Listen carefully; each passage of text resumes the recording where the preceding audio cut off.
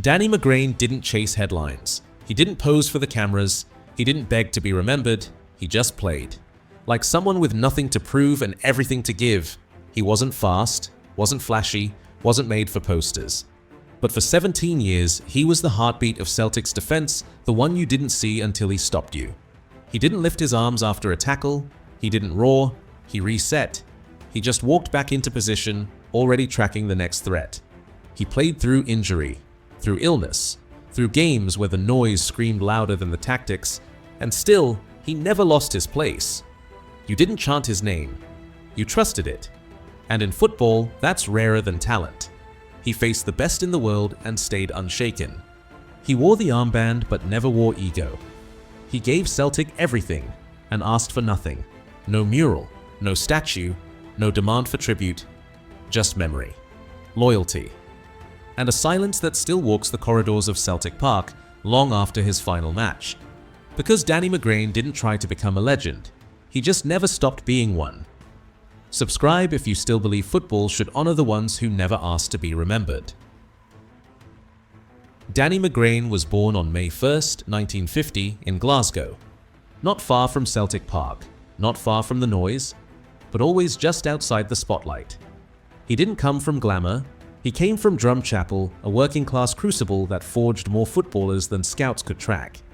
Tough streets, cold pitches, real lessons. By the time he was 17, Queen's Park had shown interest. So had Rangers. But it was Celtic who signed him in 1967, the year they became kings of Europe. He wasn't part of that Lisbon squad, but he walked into their shadow, carrying boots and dreams, knowing he had to earn it. His debut came in 1970. His first appearance came in 1969 in the Summer Cup, but it was 1970 in a League Cup tie against Dundee where he truly began his senior journey. Jock Stein didn't hand out shirts for free. McGrain had fought through the reserves, through doubts, through the quiet competition every young fullback faced. He began as a left back not by preference, but because the right back spot was taken. So he adapted, not with complaint, but with commitment. He learned to pass with both feet, to defend on the wrong side, to listen more than speak. And by the time the position opened, he was the only answer. There was no media buzz, no breakout headline, just a hard-earned place in Celtic's back line. And once he had it, he didn't let go for 17 years. By 1971, Celtic was still riding the afterglow of Lisbon. But the squad was changing. McNeil was aging, Jock Stein was evolving the machine, and into that space stepped Danny McGrain, not with noise, but with timing. He became the permanent right back in 1972. No transfer, no fuss, just form too good to drop. That same year, he suffered his first major setback, a fractured skull in a clash with Clyde's Vic Davidson, the kind of injury that ends momentum and sometimes careers. He missed months, but returned stronger, more measured, more feared. By 1973, he was wearing the Scotland shirt, and not just wearing it, owning it. He faced George Best, faced England at Hampton, faced Europe's best with Celtic in the European Cup. And through it all, he didn't speak. He just stopped you. He wasn't a headline grabber like Dalglish, wasn't the charisma of a Johnstone. But if you looked closely, you'd find the most reliable presence on the pitch was the one who spoke least. He didn't dive into tackles. He timed them. He didn't chase forwards. He cut them off before they could turn. Danny McGrain wasn't rising. He was rooting himself into the fabric of a club, a country, and a kind of football that didn't need noise to matter. In 1974, Danny McGrain walked out in West Germany, wearing the Scotland badge on the biggest stage in football. He didn't flinch, didn't blink, didn't miss a step. Scotland never lost a game that summer, yet still went home. McGrain didn't complain. He just walked off the pitch, like he always did, having done his job. While the world watched Brazil, Holland, and West Germany, McGrain was shutting down their wingers with the same silence that defined his career. He didn't make a fuss about it. But that summer, he was arguably the best right back in the world. Even Johan Cruyff. The Dutch maestro himself was quoted later as calling McGrain one of the toughest defenders I ever faced. Danny McGrain is the best fullback in the world. Jock Stein. But while the world applauded, McGrain kept a secret. He had just been diagnosed with type 1 diabetes. At a time when players retired over far less, he played through it. No announcement, no excuse. Just insulin, discipline, and absolute silence. He trained harder, ate cleaner, monitored every detail of his body because failure wasn't an option. From 1974 to 1977, he was Celtic's backbone, Scotland's shield, Europe's best-kept secret. He didn't wear Puma Kings for flair. He wore them because they gripped better on wet pitches. He didn't argue with referees. He never gave them the chance. And when teams studied Celtic, they focused on Dalglish, on Macari, on Connecticut. After Billy McNeill retired, Celtic needed a new voice. Someone to lead not with speeches, but with presence. They handed the armband to Danny McGrain, and he never once lifted it to be seen. He wore it for 7 seasons, leading with presence, not noise. During his career, he won 7 league titles, 5 Scottish Cups, and 2 League Cups, yet never lifted a single trophy for the camera. He captained Celtic from 1977 to 1984, around 680 appearances, never once lifting the armband for show, only for duty. He didn't shout in tunnels, didn't punch the air before kickoff. He just stood there, eyes forward, shoulders squared, ready to fight for 90 minutes. No drama, no doubt. From 1977 onward, he was Celtic's compass. Not the loudest, but always the truest. The team changed around him. Dalglish left. Stein stepped aside. Europe got tougher. The noise of football was growing. But Danny never moved. He missed Argentina in '78, his peak never shown. Still, he earned 62 caps for Scotland, each won a quiet war. In '82, he went again. Brazil, USSR, New Zealand, Zico, Falcão, Socrates, he didn't blink.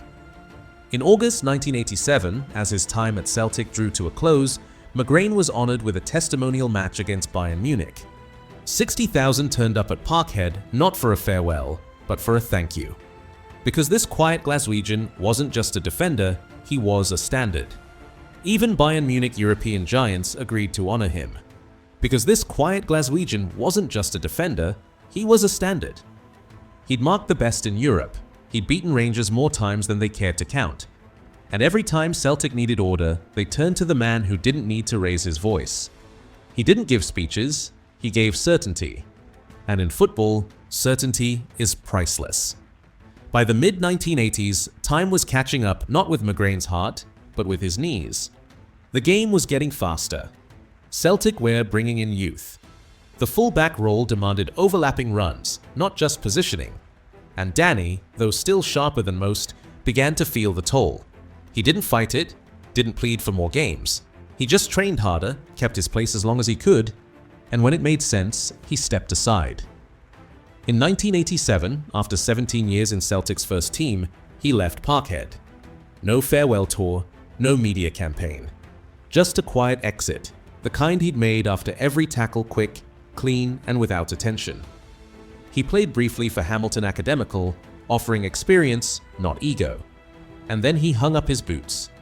Officially, in 1988, quietly, just the end of a career that had already said everything that mattered. In 2021, he was awarded the PFA Scotland Lifetime Achievement Award, a quiet honour for a man who never asked to be thanked. Because for Danny McGrain, the greatest act of loyalty was knowing when to leave without ever needing to be pushed. Most players fade, some move into media, some chase reinvention. Danny McGrain? He went home. Back to Celtic. Not to be celebrated, but to serve. He joined the coaching staff in the 1990s, started with the youth teams, didn't ask for a title, didn't care for power, just laced up his boots, walked onto the training ground, and taught kids how to defend the right way. By the 2000s, he was part of the senior setup. Managers came and went, tactics evolved, but McGrain stayed.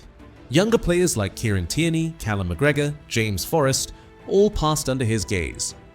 Even the club itself once said, "There are few figures more respected in the history of Celtic Football Club than Danny McGrain." He didn't lecture them, didn't pretend to be a philosopher. We didn't come to say goodbye, we came to say thank you. That's what one fan said, as the lights dimmed on a man who had never once tried to outshine them.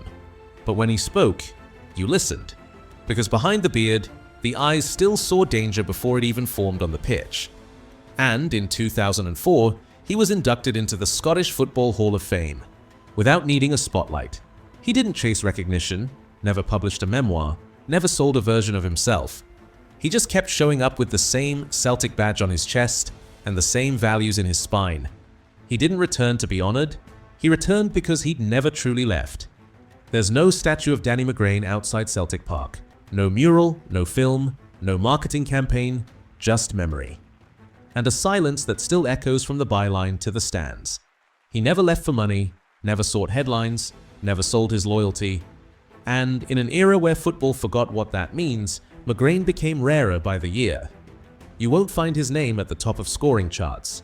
He didn't win Ballon d'Or, didn't trend, but ask any Celtics supporter over 40 who they trusted most and they'll whisper, McGrain. As Celtic later wrote, Danny's contribution to the club as a player and coach is immeasurable. He embodied everything Celtic stands for: commitment, humility, and excellence.